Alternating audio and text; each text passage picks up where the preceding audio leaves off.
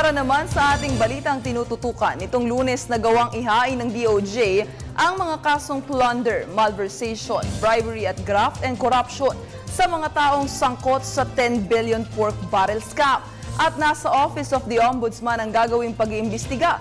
Pero ang pinangangambahan ng karamihan ay baka tumagal pa ito ng taon. Balitaan mo kami, Jackie Sai.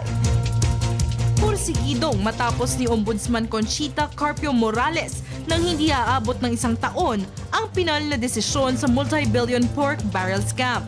Inumpisahan na ng Ombudsman ang pagsisiyasat sa isang katutak na ebidensyang nakarating na sa kanilang opisina mula sa Department of Justice at National Bureau of Investigation o NBI upang maumpisahan na ang preliminary na investigasyon sa naturang scam laban sa 38 individual na sangkot umano sa nasabing kontrobersiya. Ayon kay Ombudsman Morales, hindi napapatagalin ng kanilang partido ang pag-iimbestiga at pagsasampa ng mga kasong plunder laban sa mga umano'y naturang scam.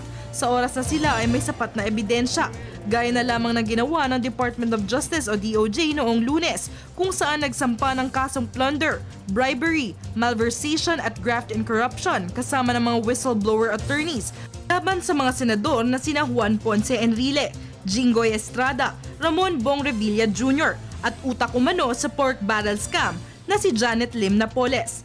Ayon pa sa kanya, maaari pang umiksi ang panahon ng investigasyon at pagsasampa ng mga kaso at dagdag pa nito na maaari lamang suspindihin ang mga sangkot na opisyal sa oras na may kaso nang nakasampa sa mga naturang lawmakers mula sa kanilang ahensya dahil ayon sa kanya, wala silang administrative disciplinary jurisdiction sa mga mababatas na ito. Pag-aaralan namang mabuti ng Sandigang Bayan ang investigasyong isusumite sa kanila upang masampahan na ng kaso ang mga individual na sangkot sa kontrobersyal na pork barrel scam. Para sa Telebisyon ng Bayan, Jackie Sai.